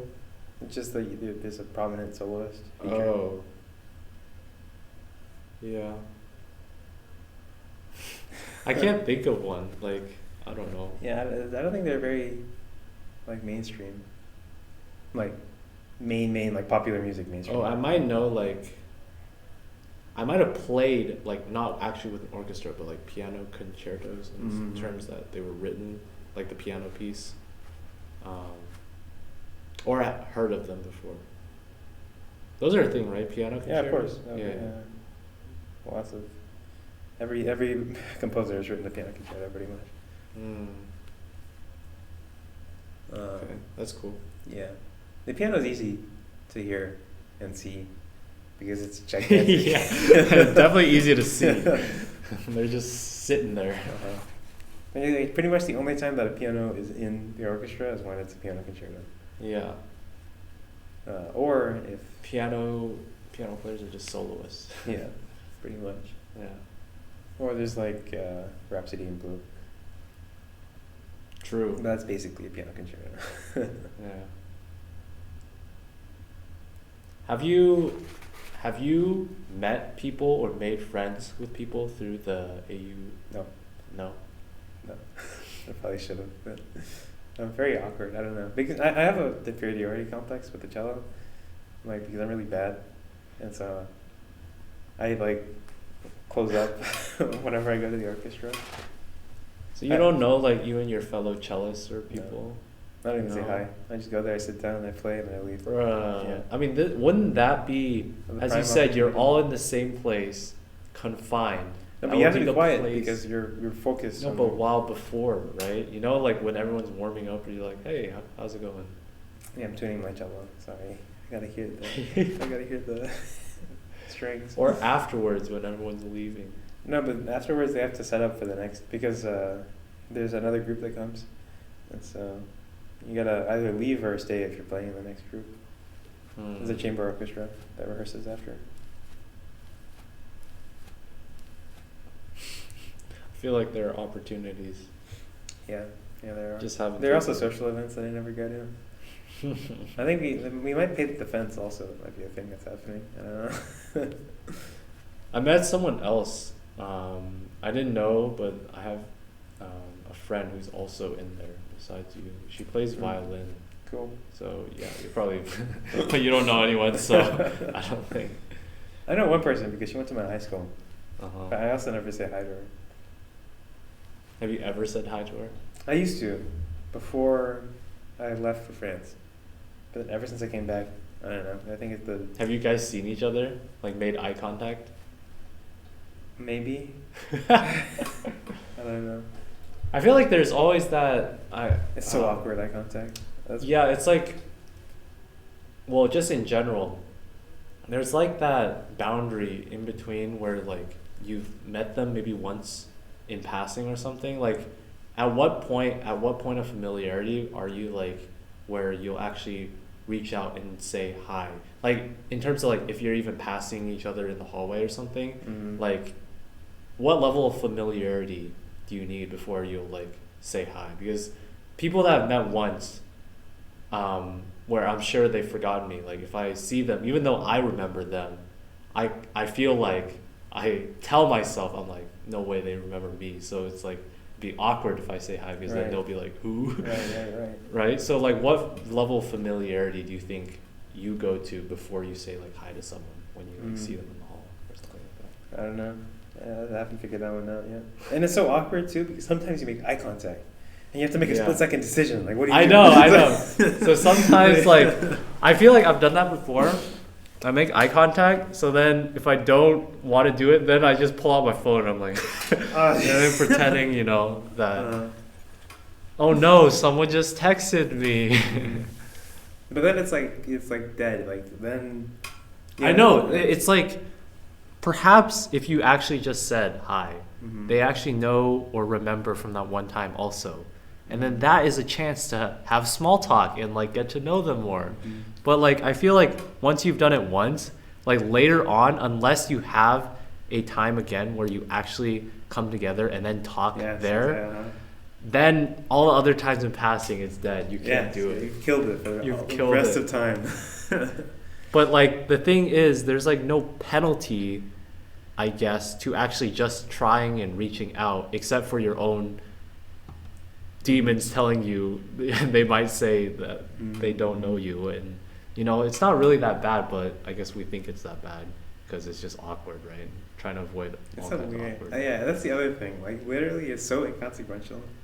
Yeah, but humans are so funny. I don't know. You feel like the sensation of awkwardness is such a weird concept. Yeah, I feel awkward all the time, especially when I haven't been out for a long time. I feel like I have to readjust to society when I come out with my hidey hole. So why'd you feel like you weren't out for a while though? Like you came back this semester, right? But like why did it, was that feeling already there at the start of the semester, or was it just because then you just kept staying inside? Yeah, I don't really know, honestly. I guess I have no reason to go outside. Also, is the thing. Like I've got like literally nothing going on.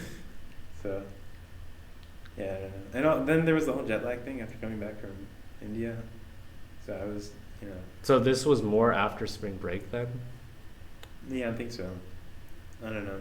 So were you more active than before spring break, you think? I mean, Uh, you went to the gym and stuff, right? Yeah, I would be out. I'd go to class more often. You know, had a gym schedule. My eating schedule was like normal. I slept at night. So, I don't know. I was just like more sane. Makes sense. I mean, it's not like this is some. It's like a very temporary. I just need to get my schedule back.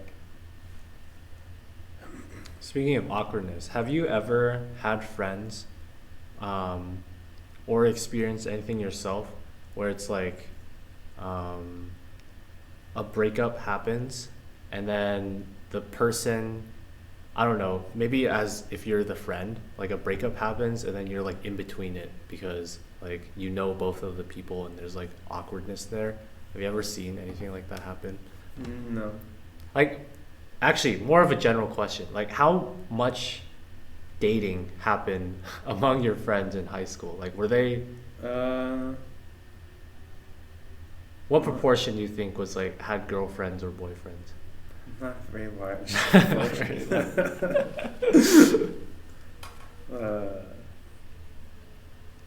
Yeah, not a very large proportion of my friends.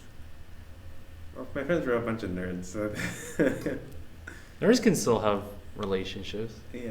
Well, they were a bunch of. What is this school? It's a nerd school. Antisocial nerds. No, this is a very big school. It's just like the little clique that I was associated with. Hmm. Uh, hmm.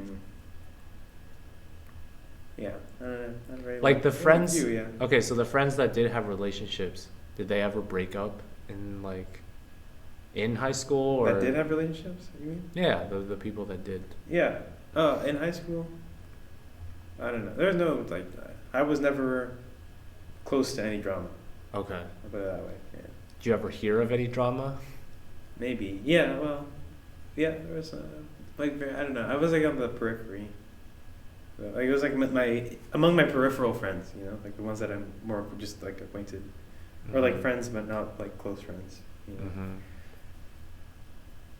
Yeah. I don't know. I was not ever involved. I tried to stay away from drama anyway, so. And then, yeah, well, you know how it worked out. Or did you say you were successful in that in high school? I was successful in that up until about a year ago. Then the drama came.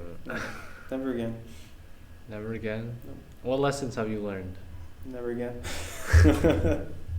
Never again what? Uh, Be involved in drama? yeah. That was Never sucks. again. It's so bad for like your mental state and your sleep and everything. I mean, it's just like so bad. Not worth it. Not with the 10-foot pole. Yeah. I'm gonna live an uncontroversial life. Incontroversial life. Without getting into the drama, how do you think it like came about in the sense of like actually that's a bad question. I don't think it makes sense. Because I don't think you can answer the question without talking about the drama. Have you ever been involved in other than TF2? Any like in high school? Like were you near or a part of any? Yeah. Yeah? I think it's so I had a girlfriend in high school and it was just kind of, I don't know if it was really drama. It was more of like internal drama just between me and her. But like I think the awkward part is I guess this is just more in general about breakups in general, where like we broke up, but since it's in high school, you're just always seeing each other still. So it's like interesting. Interesting. It's like tough. And I think for that one, like looking back at it, I think I can accurately say that I was not a good boyfriend, I think, in high school. Because, like, one of the things was after the breakup happened, when she broke up with me, like, I was confused and, like, sad, but I don't think I was that sad. Because I think by that point I had also kind of checked out of the relationship. I think we both kind of checked out. So I was like kind of confused or shocked or, you know, surprised that it happened, but also kind of not, because I felt like there was an underlying feeling that we were both kind of, I guess you could say, drifting apart or like weren't super feeling it. So the reason why I think that is because I don't think I was like super sad afterwards, right? For an extended period of time, which definitely happens.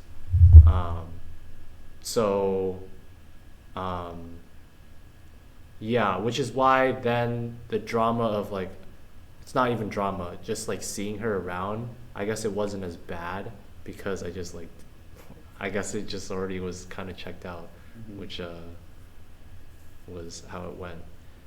I mean, there's a lot more drama.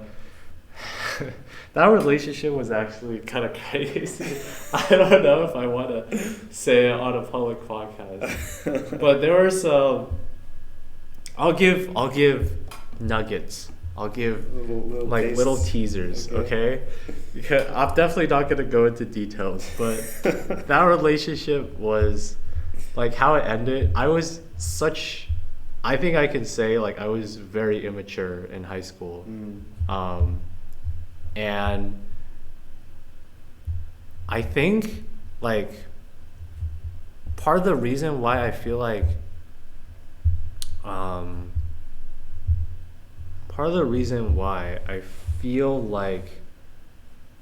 I can say or know that I was kind of checked out or not as into it or like didn't like her as much near the end was, as I said, that, but also the actions afterwards, where basically after we broke up, we kind of got back together, but as friends with benefits. Yeah. But not actually. So, because nothing ever actually happened afterwards. Like, we kind of agreed to it, and then we never actually did anything, and then there was like a second breakup where it was like, and I think this is where I think I can say I was like immature and honestly probably not a good person in some ways, and probably just not a good person in that like situation where I think since we had like agreed, I think, to be like friends with benefits, so then we were gonna do something. We were like gonna meet up at her house or at some point, and then I think she, after agreeing to it, she called it off again in terms of like a second breakup, and it was like her reasoning, which makes sense, is like friends with benefits is dangerous in the sense that you're doing these intimate things and it's like very easily going to lead back into like catching feelings, and that was like not what she wanted because she felt like that already like didn't work before, so then she didn't want to do friends with benefits, right? And I think that makes sense. Past me probably didn't think it made sense. I think past me was motivated by the horniness. So I didn't which is why I think I can say that I was like immature, like not a good person about it, thinking back now, because I feel like I took that second breakup worse than the first one. Like, which kind of alludes to how I feel like at the end of the first relationship, it felt like it was less like actual attraction and feelings for her, and it was more like just, I don't know, liking the physical instead. Which we didn't even really do that much, but you know, we got to a certain point. So why was I saying this? It's like dramas, right? So it's just like, it was after that second, I think the whole point was the first breakup, like the actual breakup that people knew about, right?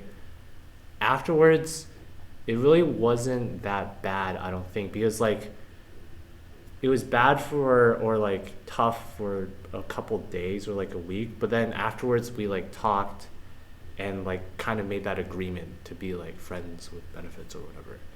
And then later after that, when we had the second breakup, then it was awkward because it was like straight up, and it wasn't like a great breakup in the sense that we kind of ended on bad terms, or like, I don't think it was bad terms. Like we didn't hate each other, but we didn't end on good terms, I wouldn't say either. It wasn't like we could still be friends, or even really, we just kind of avoided each other. So it was awkward because she was still friends with like two of my best friends. But like, I guess now we're just talking about trauma in general. I don't want to, I mean, I'm not going to name drop or whatever, her, right? But I don't know if it's because of our breakup and the stuff afterwards, or if it was already there before and people were just being nice to me about it. So, but basically everyone, like all my all my friends were mostly like all guys, basically, right? Like they all, like everyone I knew that knew her started thinking that she was annoying and like grew annoying. And why I said like maybe they always felt that and they were just being nice to me was because like we were together before, and maybe they always thought that. But even my like two best friends, right? I mean, maybe it was done to support me because they're like my best friends, but they like just found her annoying afterwards, or like just didn't want to like hang out with her, or like whenever she tried to like do anything in terms of like, I don't know, being group partners or whatever in like classes and stuff, like they didn't want to do it, and it was actually kind of fucked. So like the thing is, I never like said to do any of that, right? Because I just avoided her. That's it. But and that's why I say maybe it is because her behavior changed as well afterwards, that everyone just started to dislike her more. But I can't really know for sure because this was like everyone else kind of just treating her different in a way. That's kind of fucked. And it is kind of fucked, like, because, you know, I think at least the friends that I had, it just, yeah, they didn't like her as much, or didn't want to like hang out with her as much, which I don't know if it's just like out of respect to me because they're like better friends with me or whatever. So yeah, I don't know. Wow. And what about among your friends? Or did you have more to say? I think, yeah, I don't know. High school drama. High school drama. You had a really boring high school life. I had a really boring high school life up until I got a girlfriend. And then even still, it was just after that, then drama stuff. And then it was only this, but I guess there was another thing also where basically, I don't know if she was like, around the time when the college decisions came out, she basically like, so I didn't get into USC, which is like where my sister went to or something. Mm-hmm. But I think I forgot what the whole story was. I think she like was, first of all, like she like said to somebody else, one of my friends, like, and said that I'd gotten in or something, What? like as a ploy, I think, to like try and figure out if I did get in or not. So then they'd say like, "Oh, I didn't know that Patrick had blah blah blah blah," or whatever. What? I don't know why I brought this up. I think the main point was when I was thinking of drama, like there was another. So I did ignored. We broke up like fall of senior year, Okay. right? So I just mainly ignored her and like, or we just didn't talk at all. And then like, then this drama stuff came out with the college apps thing. It's just like High school it thing. soured it even more. It was like, what the hell? What are you trying to do? Because I don't know about you, but like, there were definitely those, I'm guessing those people at high school that like really like to flex about like where they got into and stuff like that, or like were really want to ask other people like, where'd you get into? Well, of course, everybody was like interested in where everyone was going. Yeah, but I mean, I was a very private person in the sense, I feel like my parents drilled that into me. Like they were like, you shouldn't tell anyone. Mm. And I kind of like just followed that. I think I agreed to, because I don't know what the reasoning is. The reasoning is just kind of like, you know, I don't know what the reasoning is, but my parents just, It's like humility, right? yeah, in a way. I think in a way, yeah. Yeah. I mean, I didn't tell anybody unless they asked me. But I mean, I told like some of my close friends that I had gotten into CNU, I guess, because that's like big news, right? But Yeah, I didn't I even mean, I tell didn't my advertise close it. friends, Oh, like, really? Uh-huh. until they asked me. So I like just kept it completely within the family, because I think that was just like the approach Mm. that my parents Mm. said was better. I think they didn't do that with like telling other parents and stuff, just so like it wouldn't be used as gossip, or like, you know, because Mm. parents just talk about whatever the fuck, I don't know, other kids, students and stuff, Uh-huh. especially Chinese parents, because like I'd hear that a lot, like people gossiping about like in Chinese school, like of like other kids of like, oh, they got into blah blah blah blah blah blah. And it's like, Mm. I think my parents wanted to just stay out of it. That's why also I know like a lot of the Chinese parents of like kids here, like there's like big group chats and stuff, and my mom was like, I'm not joining that kind of stuff, and she has no interest, Uh, because it's just like a gossip fest, and I don't know, it doesn't go anywhere. Not Mm. productive. yeah. I mean, I never heard it from the people themselves. Like once I got into like the top schools or whatever, I always heard it from like other people. Like we're just like travels, you know. Oh, like this person got into MIT, this person got into whatever. Right? I don't know. So inconsequential looking back. Literally, that doesn't matter at all. Like,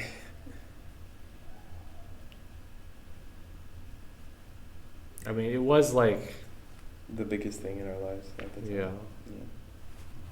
I'm surprised you didn't. I mean, I guess it's just like you hear about the horror stories on of like people that brag and like really make a big deal about it on like online or Mhm. whatever. Like people complaining about it on flying to college. But I guess I didn't have that kind of people. I have one person who's a little nosy, but he didn't like brag or anything like that. Mhm. And like the other people that got into pretty good schools, like they didn't brag. I think my high school was good at that, but yeah. I guess flavors of high school. Favors of high school. Yeah. Also, like, I mean, my high school was humongous. So, like, I didn't know everybody. Yeah. I think part of it was for our high school, it was big, but I mean, it wasn't as big as yours. But our graduating class was like 300, 350. Mm-hmm. But I only ever like interacted with the people like at the top of the class, right? Yeah, Because me too, yeah. we were all in like the IB diploma or whatever, which is like the AP equivalent stuff. Mm. So, yeah. I mean, there was still like a couple hundred of us who were like doing only APs and whatever. So Yeah, I mean, well, for us, it was only like really 30, 40 Uh-huh. that were all in because IB diploma is like more intense than just taking AP classes. Because so AP is such a scam. I know it is. You get less credit Yeah. for fucking everything. It was such a scam. But I guess in that way, since it was only 30, 40 people, it was like more constrained. So all the people, I think what I'm trying to say is, if people were going to get into good schools, it was probably among us, 30, 40. That's true. Actually, you know what? That's a very good point. You're right. I knew everybody that got into the top school and that were actually concerned about everything. Yeah. So I guess if there were people, I would know. I don't know. Maybe there were, and I just like was oblivious. Yeah. I probably was just oblivious. Yeah. I don't know. Ancient history. Yeah. When do you have to go for your thing? Well, rehearsal's at 6, and so now that I'm already on campus, it's like I can go. Where is it on campus? Studio theater and going. Oh, UC. so it's close. Yeah. Makes sense. Yeah.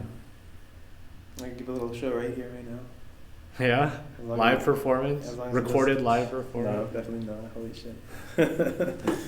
A sneak peek at the AUO or whatever. It's like an anti-advertisement. I'm sure it's not. I saw that video when you played that cello concerto in your room and I recorded it at the end. It was good. We're almost at the end of Yeah, the next Just chapter. fucking- We were talking about high school. The end of this high school. chapter is about to end. Yeah. How would you say your overall college experience has been? Fuck COVID. Man. You know, COVID, it's interesting though, because I feel like the time that I spent interacting and studying with interacting with my coursework drastically increased because of COVID. Yeah. So I think I know a lot more about computer science than I would otherwise. I don't know about that, but I would say the time that I actually spent studying with people increased because of COVID. Mhm. Yeah. Yeah, because people are always talking about how like 20 years from now when like the COVID engineers are gonna be, off in their real jobs, like all the bridges are gonna like collapse and shit. Really? Right? People say that? You never seen those memes like bridges 20 years from now? But COVID was really only 1 year also. It's not like you're missing the whole curriculum. It was a little more than a year and a half. Yeah, but that's still not like, 4 years of like fucking engineering learning. Yeah, I don't know. I mean, like a year is like a lot though, right? More than a quarter of your undergraduate education has been basically just like out the window.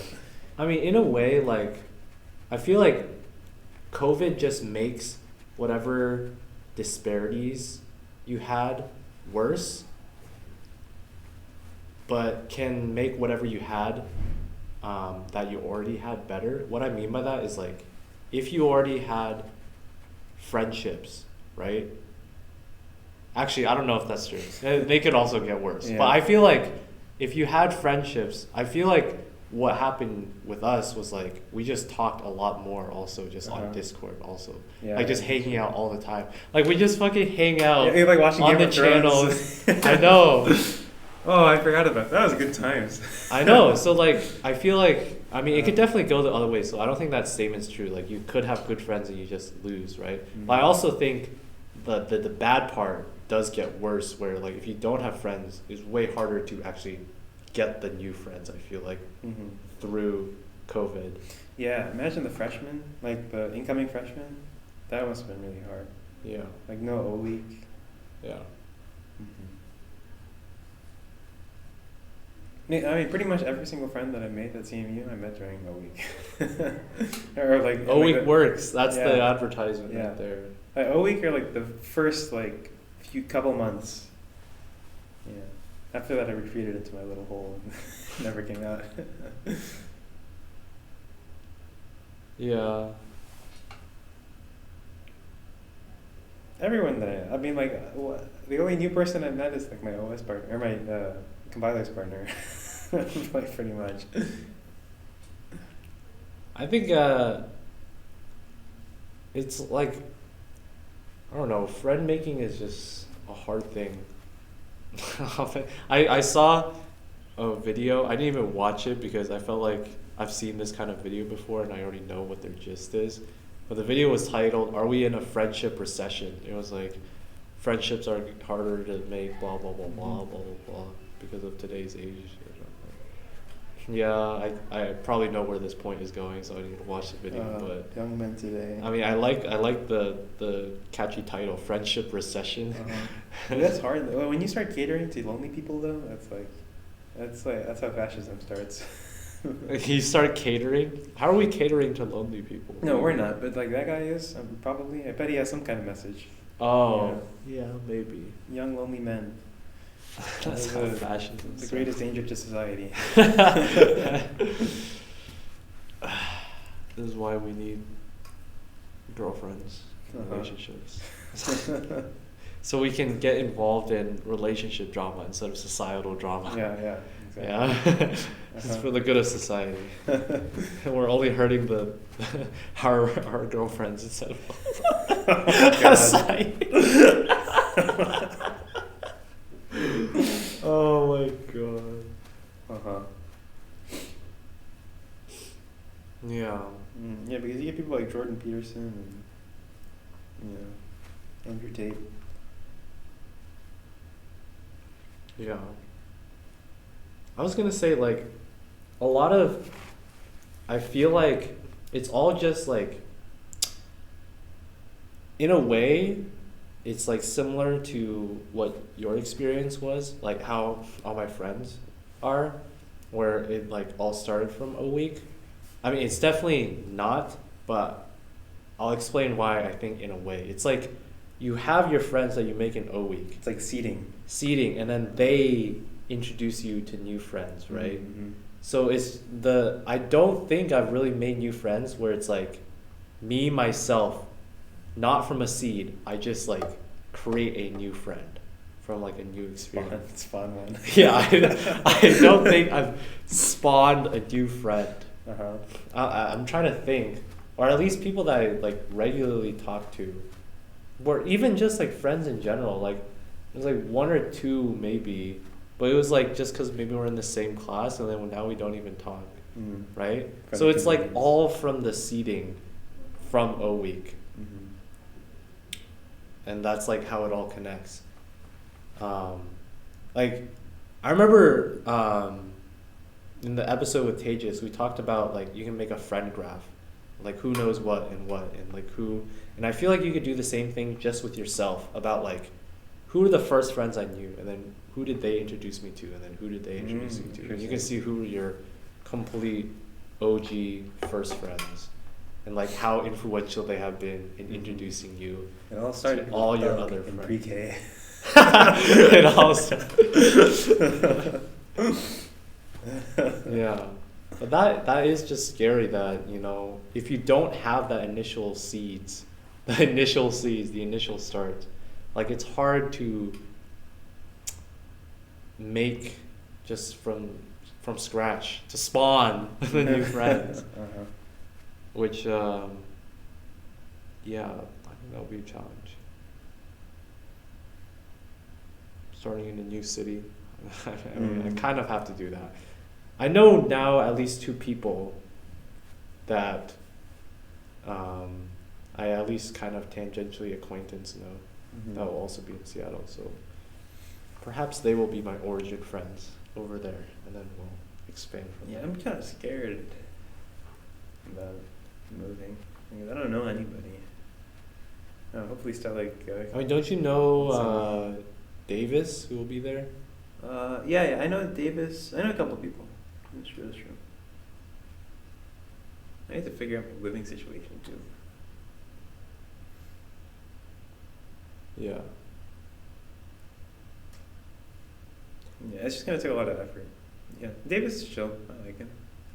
I mean, yeah. The thing is, like, I don't have any like super close friends, and so any friendship will have to like, I'll have to pour some water in the seed, you know, put some fertilizer.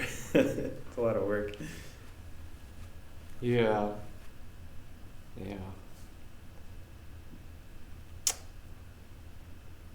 Toughies.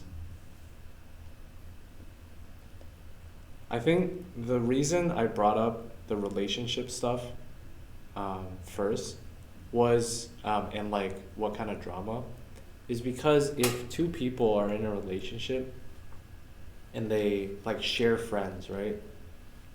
Like part of it is also the friends that you have. Like suppose you're in a relationship with someone and they introduce you to their friends, right? And then you become friends with them too. So it's like now your friends are their friends and their friends are your friends. And at some point, like if you break up, then it's like the friends, even if they don't want to, they kind of have to make a choice, especially if like the other 2 friends, like especially if the breakup's bad, but even if it's not bad, like unless they're actually still friends and able to see each other, usually even if they can still be friends, they want space, right? Which means now you have to like kind of choose.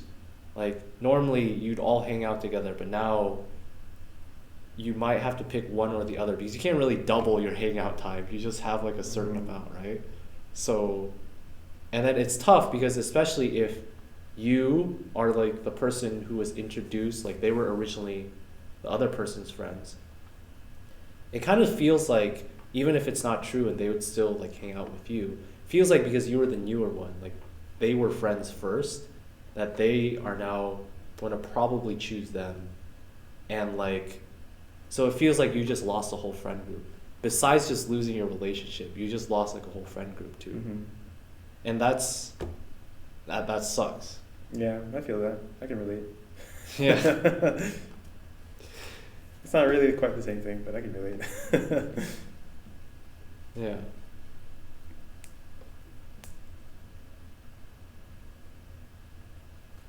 Okay, I think enough thinking about sad shit like that.